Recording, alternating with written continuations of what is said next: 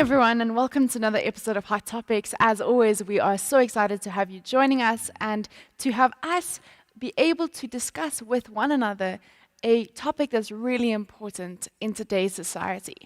Before, it was a time where we could avoid social media, where it was an optional extra. The digital space was something that we could engage in if we wanted to, but now it is such a big part of our lives. And that's what this series has been all about, this new justice. How do we engage social justice in the digital space, a space that we are now part of, whether we like it or not? And so as the church, we are called to be part of the digital space and respond ethically to some of the issues that are presented within that space. In this episode, we're going to be looking at how we can move from our different echo chambers. Now, for those who are not familiar with the term, echo chambers are basically spaces where our own ideas, or rather ideas that we're familiar with, are constantly resounded. And so if one believes that it's okay to pollute, you belong in this echo chamber with everyone resounding the same idea, and therefore you are not challenged by any different opinion or any differing opinion. And so in this episode, we're going to be looking at how we can move from our echo chambers to shared communion spaces. Spaces where we share in we have different ideas, but at the very same time, we coexist and we live together and do life together, challenging one another's opinions, challenging one another's ideas, but at the same time, looking for the same outcome, same vision, where we can all belong. And so in the previous episodes, as you might remember else, we looked at various topics. We looked at cancel culture, we looked at mob lynching, and we looked at echo chambers. And in the first episode, there is something that is raised by one of the guests, particularly Barry, who speaks about how the digital space has somehow given us information as the only thing to rely on.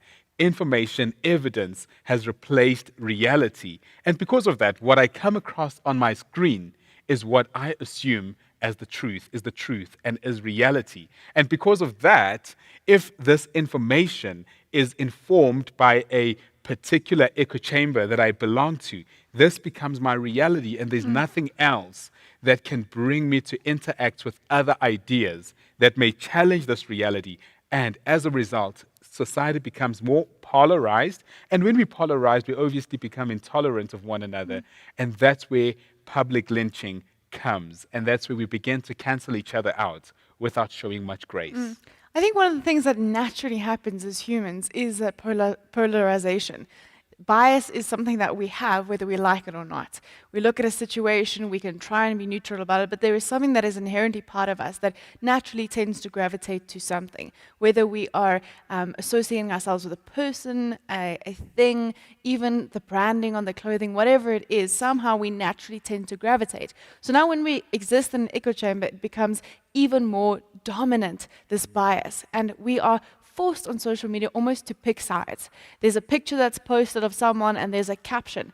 Do you believe it or do you not believe it? If you believe it, you become part of the people that say, yes, it's right, Yeah. it's not. You say, no, that could be any picture, it's just been put the caption there. We can just look at something like memes in today's society where it's any picture, it's been captioned with anything, and suddenly that is what you look at it, the lens through. You know, social media forces us to pick a side, adjust our lenses, and as Christians, it's not necessarily helpful to approach situations from a black or white issue.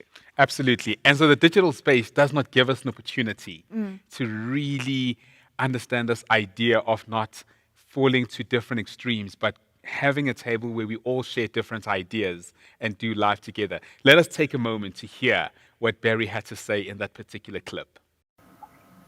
Well, I think the first thing we have to define is what do we want to use that digital space for? Because the nature of the digital space is that it's so multifunctional that we can get lost in what we're really doing. And I think that what I'm finding is that, and if you look at the research out there, one of the biggest problems that we've experienced in the last, it's not 18 months, it's just been speeded up in the last 18 months. In the last 3 years, what's happened is that as we have more internet connectivity and more bandwidth, what's happening is that we can actually access more and more regularly.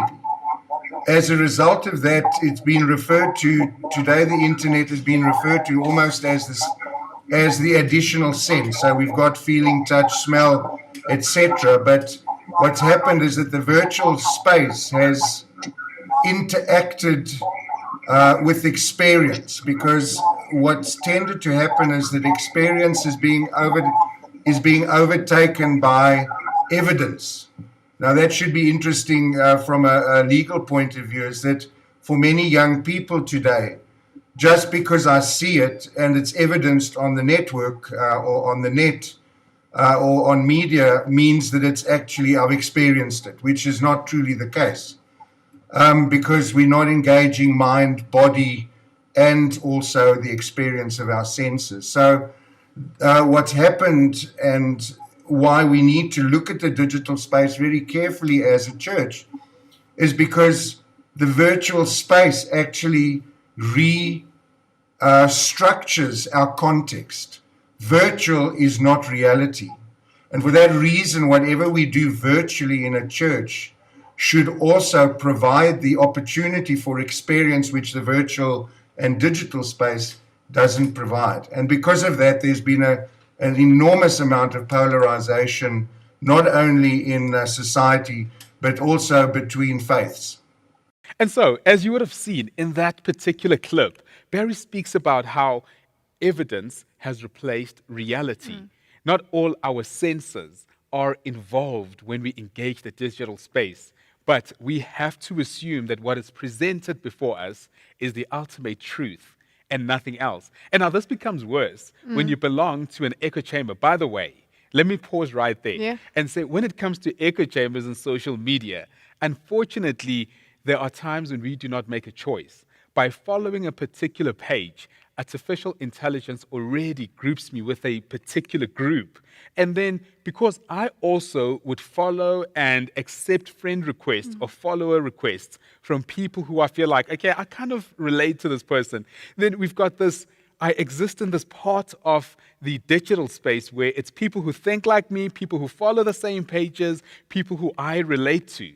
And therefore, what we present in that little community that we've created on the digital space, because I cannot engage it with my other senses, and that is me engaging it with what I can see, with what I hear, and everything else, I assume that what my followers or the people that I follow share is reality, is the truth, or the news page, the version of news on the news page that I follow is the truth. And as a result, then society becomes more and more polarized on the digital space. And I suppose then that the question that we then going to grapple with today is, how do we recreate a space that is similar to the communion table on digital spaces? Because on a Sunday, particularly Communion Sunday, or if you go to a Catholic church every Sunday, what we've got at the communion table is people who come from different class groups, people who come from different social groups, people who have different ideologies, sharing in the same body and the same blood, and casting a vision together to say we want to see God's kingdom unfold, despite the fact that we have different ideas, we come from different backgrounds, but this much we share: the Isaiah vision of the lamb and the fox lying together and doing life together. I think that's one of the big things that has definitely become difficult about the digital space is the lack of ability to engage people that are different from you, that different opinions. Again, like you've raised, it's sometimes not your choice. As you're scrolling through your social media feed, you pause to read a picture, and artificial intelligence will discover that that is something that you engaged for a few seconds or more, and suddenly, as you keep scrolling, there's more of that on your feed. It's not a choice that you necessarily make. It's based on what your friends are posting and certain pages that you follow. But one of the things that makes it difficult to reconcile these spaces with the communion table is the lack of almost forced confrontation, if I put it that way. In the digital space, you have very much a choice. Will I follow this person? Will I like this post? And that will generate. There is also an aspect of choice. Yes, there's the part we can't control, but there's also an element of choice. I don't like what this person is posting, unfollow. Immediately, you're putting yourself into it. Whereas in the real spaces, like the communion table, where we come together, firstly, we bare our souls when we do that. We come as we are. We don't come with a sense of saying, this is the front I'm trying to portray, or this is my branding, my social media branding.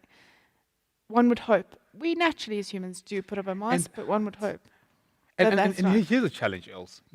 Where we do confront each other on social media, we do not, because the actual human has been moved.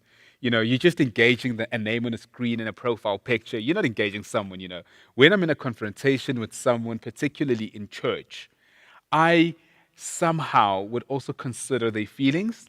I would consider the implications of what I'm about to say. I would consider the person that I'm engaging. Whereas on social media, it's so easy to lynch people because you're engaging a profile picture. Exactly. Whereas when I've just had communion with you and we've just listened to a message about Christ's forgiveness and how we're meant to engage one another as people in seek of truth and grace, I tend to be more to tolerate your views more. But on social media, I'm just engaging a profile picture and a name. I'm just engaging your views. I don't care how that makes you feel. Exactly. And I suppose that's some of the difficult things about the digital space when it comes to moving from our echo chambers and engaging one another, trading ideas, allowing our ideas to challenge each other, allowing ourselves to basically engage each other and deconstruct the different things that we may hold on to as the truth. And that I suppose is the challenge, is the difference between the digital space and the real world. And I think the challenge then for the Christian today is, how do I create a world, or rather, how do I bring this space where I have communion with people that I do not share ideas with, where I engage people in a way that considers their feelings, and I also consider the implications of what I'm about to say? How do I bring that onto the digital space? One of the things with the communion table is that it forces us to accept diversity. It forces us to allow other people into our space, whether we like it or not. It's not something that we take in isolation. Sure, things are different with COVID, but in the essence of the communion table, it is an invitation to all, for all, by the Savior who's here for all. And it's just that sense of we don't have this choice of filtering out who is part and who is not. Yep. Naturally, as humans, we want to be around people that we feel comfortable around. We don't want to be forced into spaces where we have this confrontation, but it's a natural part of existing as humans. I think back to even the biblical times, the times of Jesus, where Jesus would walk through streets, and it wasn't a case of, I'm going to take this street because there I won't see Pharisees, I won't see Romans. It was a case of, these are the only roads we can travel, and yet we are forced to brush shoulders with those that we do not want in our space, those people that offend us. And somehow in the brushing of those shoulders, in the offense, there is something magical that happens and transformational that happens. And as we stand at communion, brushing shoulders with those that are different from us, we become part of a transformed, a new community. Whereas the online space doesn't afford us that. So how do we now take that and translate it to the online space? And in some actual simple fact, things, allowing the offense. allowing the offense. Allowing In the actual offense. fact, Els, in the Bible, there's an instance where Jesus intentionally goes to those whose presence would have offended him as a Jewish man. The story of Jesus and the Samaritan woman. I'm going to go back to this thing that Barry says. I love what he says about how what we're presented with on our screens becomes the truth, despite the fact that it is presented by our echo chamber, by that community that we belong to, And so in the instance of the Samaritan woman, you find that she lived in an echo chamber, and that was the Samaritan's echo chamber. And Jesus, as a Jewish man, would have grown up in an echo chamber. But he intentionally breaks out of that echo chamber, and he goes into Samaria, and he engages with this woman. And mind you, he then does not engage with what he's been told about Samaritans in Or his about echo her. chamber. He would have been told about her as well. Exactly, and he does not engage with that, but instead he interacts with her. And in interacting with her, we see him do away with the toxic version of call out culture because he acknowledges that she's been with 5 men, and some would even go and give you some speculative theology that helps you understand why he was more understanding. But I think even if it was the traditional view that she had probably been with 5 men and probably didn't care as some had chose to interpret that particular text, he would have still engaged, interacted, and listened to that woman. And with her at that moment, she then does not only engage with the information that she's been presented about Jews, that they do not like Samaritans, but she listens to this man. And it ends up disrupting these echo chambers because she calls an entire village to come hear this Jewish man. And for me, that kind of gives us a model of how we can act in our own digital echo chambers where we intentionally walk into different spaces. So, for instance, if you follow, I follow ENCA. I need to be intentional in following Fox News. I need to be intentional in following Al Jazeera and hearing other opinions around social issues. Yeah. I think that's the big thing is so much part of our lives and our social spaces is being intentional. We really need to be intentional. If you want to be people that are transformed, it's an intentional step to being discipled by God.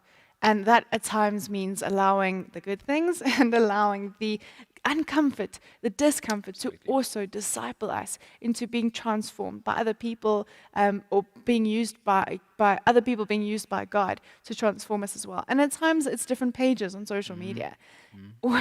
I always think back to this. If you maybe follow on Facebook, there's a page called Good Things Guy. Sure. I love this page. I think it's really great. It's really inspiring. It's nice to see the good things about South Africa, as opposed to a lot of the negativity that we know.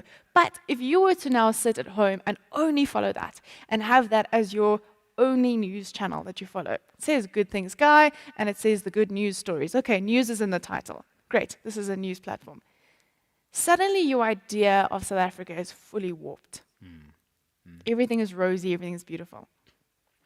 Imagine if it were the case of an international tourist following that page and that being their perception of South Africa. Oh boy. They come here. They're going to be sitting as a shattered. It's failure. going to be completely different. Sitting on the plane, it's not anything like that. Why I raise this is exactly that idea of the intentionality to look at the different perspectives. One of the things that Jesus did often is engage people of different social groups. Yep. Different social groups, different economic situations, and even the people that other people didn't like. We look at the story of Matthew with Jesus, the tax collector. We look at stories like Zacchaeus, someone who actually had been called out and cancelled by society. Yeah. We're told about the story of Zacchaeus where he is up at the back in the tree wanting to look, and Jesus has to go and call him down. Absolutely. And for a lot of people, the temptation was to actually cancel out Zacchaeus. These are tax collectors. They've sold out. They've collaborated with the Roman Empire in order to take taxes from the people in Judea. So they had been canceled by the religious leaders. And I want us right now maybe to pause and acknowledge the dilemma that exists when it comes to cancel culture and being a Christian, because the reality is when you exist in a particular echo chamber, the temptation is to cancel those who exist in other spaces, who do not share your ideas, who do not share your opinions. You just want to cancel them out. But that's the bad side of cancel culture. But then there's the good side of cancel culture, which is helping us pull down and bring to book corporates and individuals who are too powerful for an individual to challenge. And then these Christians then have this dilemma to say, when it comes to cancel culture, when do I cancel, when do I call out, and when do I show grace? But before we break that down and engage that, let us just hear this particular clip from Norpi, who then shares her dilemma and justifies why she thinks cancel culture is important. Sorry, I just wanted to comment on the whole idea of, cancel culture sort of being a good thing in terms of ruffling feathers. And I wanted to sort of give an example. So, being at Stellenbosch University as a black woman, which is a historically white and Afrikaans university, there's certain things that you go through from like sort of a social perspective. There's certain experiences that you have. There's a certain type of superiority complex, where, white and Afrikaans people in the Stellenbosch space have the sense of entitlement or whatever it may be, right? So, for example, there may be like quite a controversial thing that happens, and I've had many of these experiences, and it's sort of like the first time you speak to someone, you're like, listen, I really didn't like it, like when you said that or when that happened, and it made me really upset, specifically because I thought it was quite racist and I didn't like it, and I would appreciate if that didn't happen again, right? So you do that the first time, then you do it the second time, it happens again, and the second time you're like, you're like, listen, we had this conversation, I said that this is how I felt, and I would really appreciate it if you just wouldn't do this anymore. The third time it happens again, you reach a stage where you're tired and you don't have time to say again, please, can you not do this again? You get me? And I think that's something that, how I think of cancel culture, or maybe its origin sometimes, is that it sort of reaches a stage where people are now tired of constantly being like, please don't do this. Please don't say this. So you reach a point where you're like, what is the most extreme way that I can get my point across so that you can at least listen to me, right? And that's what happens. I mean, at Stellenbosch University, there have been so many sort of student-led protests where it was like, there were constantly conversations being had with, let's say, management or this or that. The conversations are happening, but the conversations were just conversations. So eventually students were like, this is enough now. I'm so tired of telling you this. You're saying you're going to make a policy change. You're saying you're going to do that. So what can I do to ruffle the most feathers so I can get a response so that we can actually then start working towards a solution, right? And I think that was really the origin, for me at least, of cancel culture, of participating in it. How do we get people to listen in such a way where they actually have to grapple with things that are hard? And no one wants to talk about things that make them uncomfortable, things that are like a bit sensitive, because no one really knows how to grapple with that. But unfortunately, or maybe fortunately, what cancel culture I guess has done, which is in sort of a good way I suppose when it's for the right situation, is it said, this is an issue, we need to start talking about it now. And after we've spoken about it, we need to start looking for solutions, because we can't keep on saying every single year, this is a problem, this is a problem, this is a problem, and then 10 years later we're still saying it's a problem, but we're not actually reaching some sort of solution. So that's what I just wanted to say about the ruffling the feathers. And this, just quickly going then back to then what's the sort of the role or the duty of the church. Something I realized and what I wrote down here is that I think as Christians and as a church, it's our duty to facilitate the process of transformation. It's our duty to facilitate the process of transforming ourselves into a world whereby we value diversity, we value inclusivity, we value, the coexistence of various lived experiences. But I think that what the church also needs to stop trying to do is also stop trying to please everyone, because you can't please everyone, because you're going to have people who step into the space who don't actually want to live in a space or live or be part of a church or a community that values transformation. And unfortunately, as a church, you have to now develop a mandate where you're saying, we're not going to deal with this. This is where we're taking the church. We're sticking towards going with this process of transformation. If you want to fall in line, fall in line. And if you don't want to fall in line, unfortunately, there's nothing we can do for you because we have this vision, So I think at the same time, the church, and I think just leadership in general, needs to stick with their mandate. If your mandate is creating a transformative space whereby there's this coexistence of lived experiences, then stick to that mandate and stop always trying to please people who don't want to be a part of that mandate. Unfortunately, the only way we're ever going to get into a space where we're truly valuing difference and diversity is if we actually stick to it and we say, like, for example, like in Stellenbosch, alumni most of the time don't agree with a lot of the changes that are happening. But what my thing is if you don't agree as an alumni, unfortunately, we can't help you, because we're trying to get to a specific way of being where we're getting better and we're not staying backwards. And I think that's what the church needs to do, and that's what leadership needs to do in general, is take a stance, stick by it. People will criticize because that's what the world does. The world critiques every single day, but we keep moving forward. As we say now, we move, So that's it, yeah.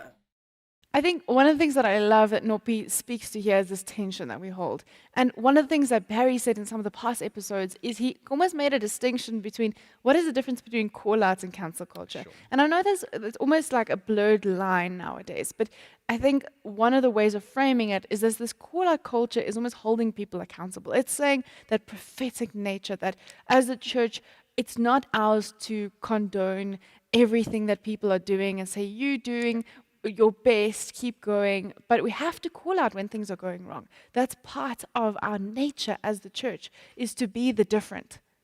And yet, we also have to be the different in another way, to say that when the world is calling out and crucifying these people for one mistake they made, we need to be the grace.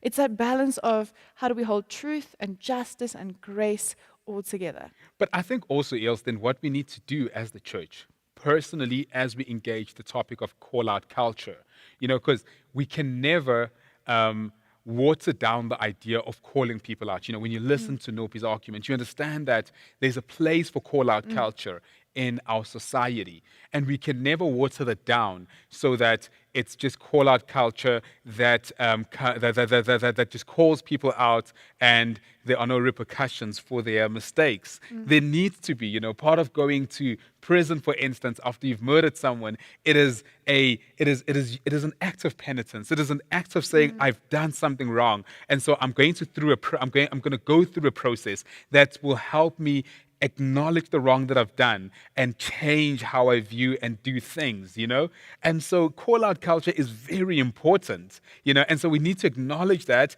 and we need to get justice for those who have been wronged. But at the very same time, we cannot betray one of our fundamental Christian doctrines, and that is that when people have sinned, as much as people have fallen, but the image of God, even though we may not show any traits of it in our behavior, is still there, maybe dormant, and grace sparks it, grace revives it, grace brings it back, grace helps us realize that we are made in God's image, and what we are behaving like at that particular moment is not necessarily who we are. And that's why we would then say in the Wesleyan tradition, all people can be saved. And so in as much as we've got call-out culture, which must never be watered down, we can never outrule the importance of saving, of salvation, of saying people are not beyond God's salvation. And therefore, how we do it must hold these two in a very tight tension. I think that's exactly what my thinking has been around this, is that tension between the two. One of the things that makes it difficult to hold this tension is the digital space. We call people out, we strip them bare, and we leave them. And there's no sense as with society or in-person society, like your example, the prison, where there's a restorative type of process that goes on. And people there's ways that this can happen. There's institutions that can help. But there is a sense of holding people accountable and that justice will prevail. Now, how do we take this kind of model onto the digital space as a church? Is it ours to wait till people have been stripped bare and then to come in and apply the grace? Is that not a cheap grace? Or is it ours to be part of those that call them out and say, what you've done is wrong? But then we leave them like that. So how do we transition this process between calling them out and having grace prevail at the end? I'm going to be honest, one thing that I've been doing a lot, I've been exercising a lot on social media, particularly Facebook. Mark gives us the option of reporting certain posts and placing people into Facebook prison. That's always my face place, I promise you, if you've been blocked because you said something silly and you're a friend on Facebook, do you know that I was probably that one person, because I do that very religiously, and I hope that you'll do the same when I share problematic posts. But, the first thing that I do is that I do call out people. I do take them to Facebook prison. But I think what we need to start doing as communities, as churches, is being accountable for one another on the digital space, and perhaps the one thing that will enable that is not accepting troll accounts. I'm not going to be Facebook friends with anyone who does not have the guts to show who they truly are, coming up with pseudo names and all that other stuff. I don't know what I'm dealing with. So I'd say we need not accept that. We would not accept it in real life, so why accept it on social media? One. But then number two, take people to Facebook prison, call your friends out. Be honest to your friends that I disagree with your views on ABC, but where their views are harmful towards others, call them out, engage with them, pick up the phone, call them. I know my friends who would be defensive if I were to try challenge them on their status. So rather, I pick up the phone and I call them. There are those practical things that we can employ. And maybe you at home have other things that you've thought about, that you've done, that you've seen, that you've heard of, that have been done to help us create a healthier social media space where we do not have to live in our echo chambers in order to leave social media without a sense of anxiety, and share those with us. It might be helpful for someone who's watching this episode. Absolutely. I think just as we start to wrap up this episode and or the series rather, and we kind of reflect on the topics, mob lynching, echo chambers, cancel culture, what is one common thread that stands out for you as how do we ethically engage this digital space? It's something that is so new to us. We don't have a 10 commandments for social media. Sure. So how do we engage this space? Else, man, for me, it's really about breaking out of our echo chambers. We need to learn to have people in our timelines who do not share our opinion and allow that to really simmer. Take that in before we react. Because very often we are quick to react. Keyboard warriors, that is the term that is often used. But we need to allow those views to challenge us. We mustn't brand ourselves as the know-it-all on social media. But we need to have days when we can go back and say, Ilse, I maybe was wrong in saying ABC, and your opinion was right. We need to allow ourselves to go back and say, Ilse, your statement that you made on social media on this particular day has challenged me and has helped me change my view around certain things. I think that's really helpful. And that sense of what you were speaking about earlier, the accountability. Accountability. And it helps us also to replicate the space of communion tables. Because now we are doing life together. People on the same Facebook page, people on the same Instagram who share different opinions, whose presence offend one another, challenging each other and guiding each other to becoming and building a better society. Absolutely. That's been really helpful. Thanks, Sumi. And so maybe one of the last things that we can look at as we kind of close off this series is, as the church, what is our role? Is it a role to tell people to stop using social media? Is it to be calling people out? Is our new platform for the prophetic voice of the church only social media? Or is it a sense that our role is to reconcile people into something different? One of the things that really excites me about the life of Jesus and the work of the church is that we're called to be different. Absolutely. And at times it means differing with the powers that be, and at times it means be different in our walk of grace and let our character attest to someone who was just so radically different in his day and age. And that legacy of being the different. There's this quote by Nelson Mandela that says, "Be the change you want to see in the world." And that's something that I really take with me, that as we engage every space in our lives, and this happens to be a conversation about the digital space, but every space in our lives, we have to be the change that we want to see. If we don't acknowledge that we make mistakes, that we don't call ourselves out, there's not going to be a sense of change. And I think also, for me, also just another thing from the church's side. Policies are not there to burden people. Policies are there to speak into a broken situation that needs mitigation, that needs to be held together for that particular moment with something special. And I think churches should create policies for now as we're trying to figure our heads around this digital space to guide people around issues like cancel culture, around we can never monitor who people engage with, but cancel culture, mob lynching and stuff like that. But also I think what needs to accompany that is screen discipleship. Let us disciple people for screen use. What are you engaging on your screens? How are you engaging it? And then let us begin guiding people and reimagining what our values could look like on the digital space. And perhaps, And I'm going to say something that might be not necessarily controversial, but that might be a bit problematic for some. But perhaps the time has come for us to imagine what it would have looked like for Jesus to have communion on a digital space with Matthew in one part of the world, Peter in another part of the world, Judas ready to go sell out in another part of the world. What would it have looked like? Perhaps the question for communion is not how we have communion physically through a digital space, but it's how we bring the communion table onto the digital space. Powerful stuff. You know. Thanks so much for joining us tonight for this episode. We've really enjoyed having you, and we really hope that you've enjoyed this series, that you've been able to engage in a different way, think about issues in a critical sense, and really invite people into this process of reimagining what the digital space is going to look like and what it looks like to be the church. We wish you a blessed week further, and we hope that you'll be joining us for the next couple of Hot Topics series sometime soon. Have a great week.